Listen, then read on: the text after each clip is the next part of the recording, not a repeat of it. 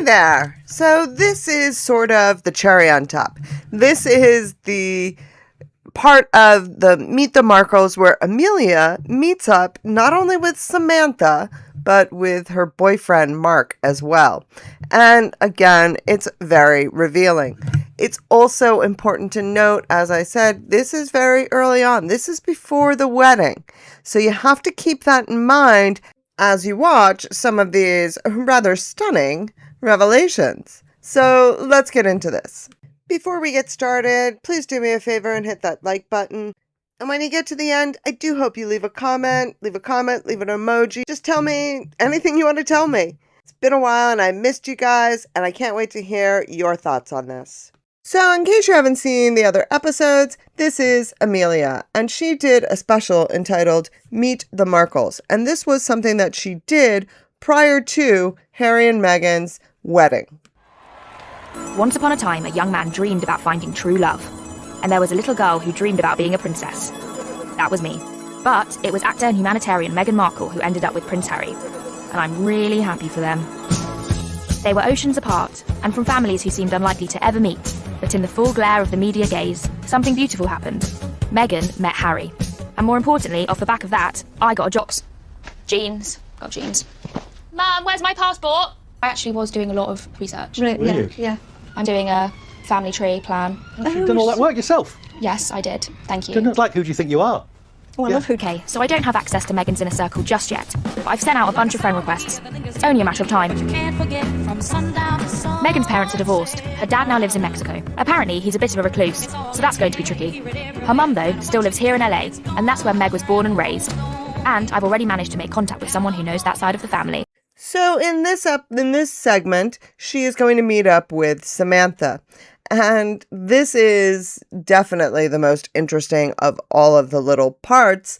And she goes and visits Samantha's house and takes Samantha out to lunch. All, of course, remember, her goal is to find herself an invitation to the royal wedding. And we know that going to Samantha is not a way to get that. Just as I was about to give up hope, I get my biggest lead yet. Samantha Grant, Meghan's older sister by 17 years, has agreed to meet me. Sam now lives with her partner Mark, deep in rural Florida. All that I know of her is from Daily Mail articles and sort of clips online of her talking about Meghan and the sort of estranged family that they are part of. Sam had been making waves in the press with the announcement that she was going to be writing a book about Meghan called The Diary of Princess Pushy's Sister. After a lot of tabloid criticism, she's recently changed the name to the less inflammatory A Tale of Two Sisters. And on Twitter, she's very, very vocal on Twitter, talking about Meghan, and she's very ambiguous as to whether she's invited to the wedding or she's not. This is my last-ditch attempt to get into the wedding, and I'm feeling nervous. Sam might be outspoken, but she's Meghan's half-sister. They have the same dad. Now, of course, the first thing that I notice when I listen to that is that she introduces her as Samantha Grant, which is kind of a shock, really, because, first of all, Samantha's name at birth was Yvonne Markle. Then she changed it to Samantha Grant when she was an actress. Then at some point, she married Ashley's father, so that would have been, her name would have been then Yvonne Hale. Then she would have been Yvonne Rasmussen when she married her second husband, which would then turn into Samantha Rasmussen. That's what's the name that's on her degrees. And now she is going to change it to Samantha Grant right before she then changes it to Samantha Markle and says, oh, but I've been using Markle for years. Like, really? You know, anybody who wonders about, some of her potential legal battles that she may have had in the past, I have to tell you, I have done a tremendous amount of digging to try and find things. And the hardest part is you never know what name to look up. It had to be a chance. Dog's here.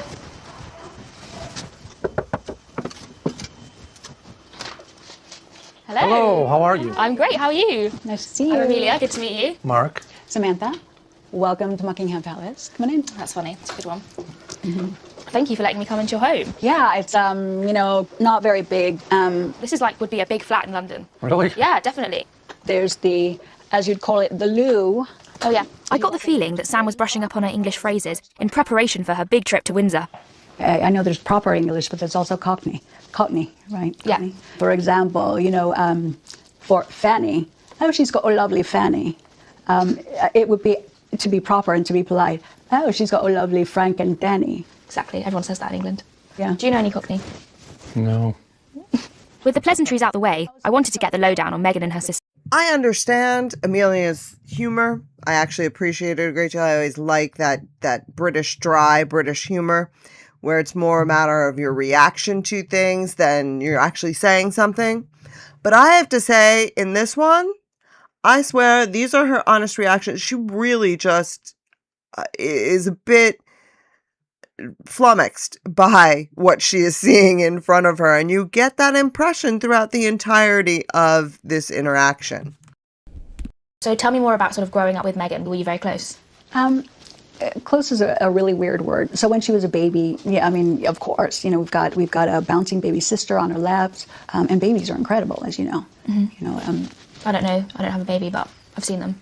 Now, why on earth would she say to some young 20-something, babies are great? How does she know? How does she know if Amelia's ever spent even 10 minutes with a baby? I mean, and given the fact of what we know about Samantha and how she treated her own children, this entire storyline is, for me, hard to believe. Does that mean it didn't happen? No. Does that mean she's lying? No. Does that mean I have any evidence of any of that? No, absolutely not.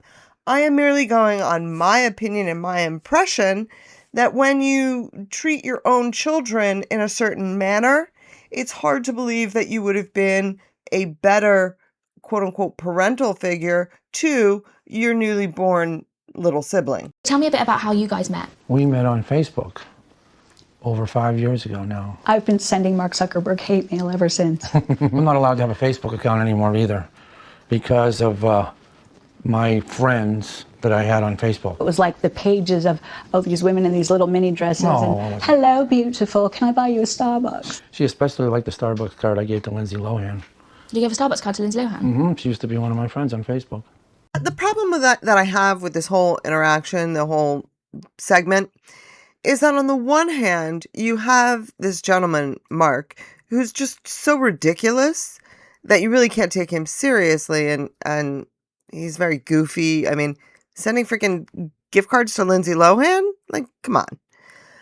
But on the other hand, she is so nasty and demeaning to him. She's so passively aggressive to him that it's uncomfortable to watch because you feel bad for the guy. On the other hand, he feels like such a creep that you don't feel bad for him. So it's a very bizarre thing. They're probably made for each other. Lindsay Lohan used to be your friend on Facebook. Mm-hmm. But little does he know, everybody on Facebook is not who they seem like they are. She was. So it's probably some guy in Ohio that looked like Jabba the Hutt from Star Wars. She would like to think that, but she was Lindsay. It was some guy in Ohio. I don't have any girlfriends online. I'm really faithful and monogamous, and one day her and I will be getting married. Yeah. And then I guess I'll end up being Prince Harry's brother-in-law too. She hates that when I say that. I joke about it all the time, and because every single day we can look in the tabloids and find something crazy. Like I wake up in the morning, literally, I can be snoring or barely open my eyes, and his cell phone is in my face with a new Google tabloid article. Look what they said about you. Now, I want you to pay attention to the dynamic between them, the interaction, because after I go through the Amelia stuff, I have another clip for you. And this is one you're going to want to hear. It's a private conversation between Samantha and Mark. But you're addicted to it. You're like OCD about the tabloids. Because I look every day doesn't mean I'm addicted. It's kind of embarrassing. But also a bit fun. No, that part's not fun. Yes, it is. Everything was going really well so far, so I decided to lay on the charm. So should we go and get some food? There's this place I really want to take you, and I'll buy you lunch. From the press, I was expecting some fiery, confrontational person, but Sam's not like that at all. If anything, her remarks seem to be enjoying the attention. So, just to keep track, everything is Meghan's fault, the media's fault, and Mark's fault. Nothing is ever Samantha's fault. She's always the victim. If I'm going to get my invite, I need to give them the full 5-star treatment. So we headed to an authentic Florida eatery. I'm a bit nervous, so before I pop the big question, I decided to ply them with the local delicacy, delicious fried alligator. And more importantly, enough alcohol to floor Princess Margaret. Do you want any of this? Sure, I'll take a taste of that. Oh, it's green for gators. Yes, alligator juice. You want any more food? Do you want more food? Some gator, honey? Some gator? I'm okay. Sorry, do you want some more of this? Do you not want any? No. Sam was drinking the gator juice. It was now or never. So seeing as we're getting on so well and everything, I was going to ask you if you thought it would be okay if I came with you to the wedding.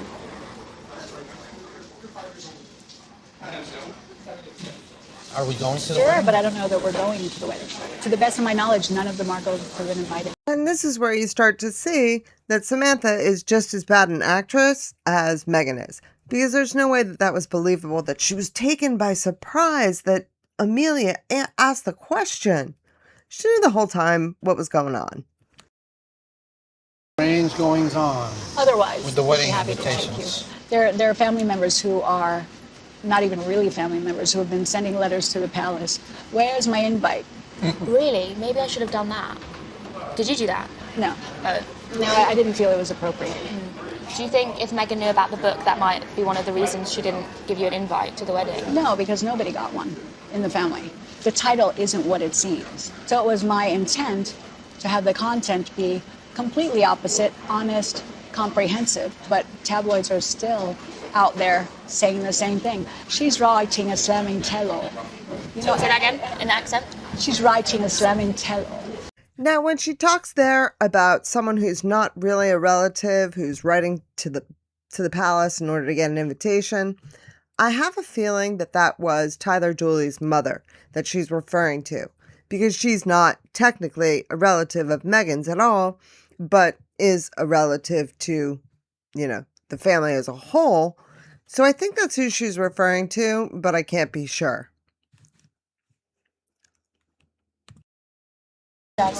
And it's so subject to interpretation because even though I thought I chose my words carefully, they're still subjectively interpreted. So with that being said, are you more careful with what you're saying online? With respect to Meg, yes. Perhaps, yeah. So what are your views on the wedding now that you can't unfortunately go? I feel like I'd rather just be happy for them. And really, can you imagine the streets of London, how chaotic? There's some members of the family that have an air of entitlement about even a wedding invite. I don't understand why we didn't get one, but I don't expect to demand one. Yes, you heard that right. Samantha says that there are some people that just feel entitled to it, and they're disappointed that they didn't go, and they're making a big drama. Not her. She had no problem with it, which makes perfect sense, because she didn't have a problem with it until 2-3 years later. And that's just not true. Yeah, I guess some might say that you're quite clever for putting a, contentious title on the book, and then more people will want to buy it. I don't know, I'm feeling now like it was counterintuitive. Are you upset with the fallout of this whole scenario, the drama of it all, or does it not really bother you?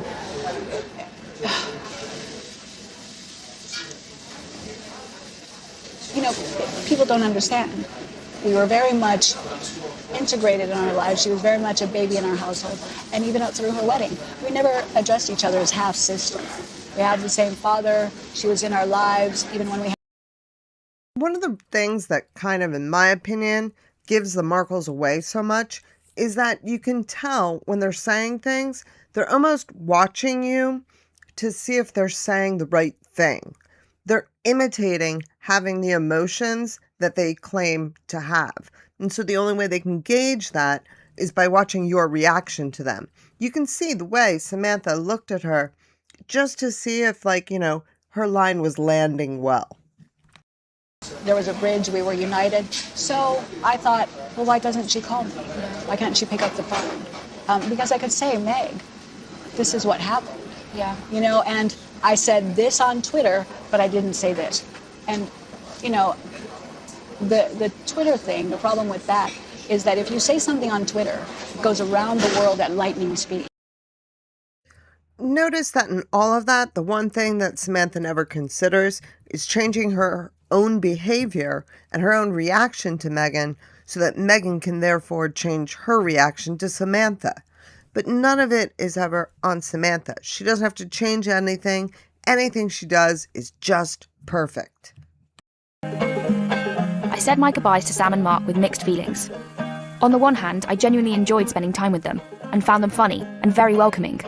And I could see the real hurt that had come from their estrangement to Meghan and the wedding. But Sam's Twitter feed seemed like a completely different person. And I had to wonder, which was the real Sam? I guess people can be very different online than in real life. Just ask Mark and Lindsay Lohan. You heard a little bit of the interaction between Samantha and Mark. I thought this was a good time to share this video, which is a conversation between the two of them, a private conversation. Give me my stuff. You do it. I'm going to Peace River and tell them what an abuser you are. My neck's almost broken and you're going to treat me this way? You're the one that trashes the house and you're the bully. No, you dump stuff over and don't want to pick it up? Leave me alone. My neck is fucking Give me my broken. shoes and my tray. And you don't stack shoes all over the floor. Leave me alone. Give me my shoes. This Not foot even pad. a weight yet and you're abusing me. Get up and give me my shoes. This foot pad hurts my feet. You don't fucking do what you want and then fucking flop on the bed and lay down all day. My neck is almost broken. Oh, bullshit. I'm Give not me even some awake yet shoes. and you're abusing me. Give me Fuck some off. shoes, you fucking drama queen. And give me my tray and my I'm a phones. drama queen. My neck, I'm ready to be in traction, you fucking Give me idiot. my shoes and my phones. Shut up. Okay, if I have to go over there, I'm going to run your shoes over to go get them. Give me my stuff. You do it. I'm going to Peace River and tell them. I mean, you can see there just how demeaning and demoralizing she is every time she talks to Mark. And granted, he pretty much gives as good as he gets in this one, but there's a sense that you can tell that it's usually going from one direction. In my opinion, allegedly, do your own research and form your own conclusions. But I do hope you enjoyed this. I hope you enjoyed Amelia. I hope you enjoyed the entire program. I do have one more video left. That's like kind of the odds and ends, the little segments that she included, finding out about Meghan's relatives, that's a serial killer, and she goes to a medium. So that'll be in the next video. So let me know down in the comments. What do you think about Mark and Samantha's interaction? What do you think about Samantha's whole story? Again, she's still saying that, Meghan was an integral part of their life, even though there's no evidence of that. So let me know your thoughts. Anything you want to say. I do enjoy your comments. I do try to answer every single one of them. I do the best I can. Sometimes I get behind, but do leave your comments. In the meantime, thank you very much for listening, and I hope you have a great day, filled with love, laughter, and of course, dancing.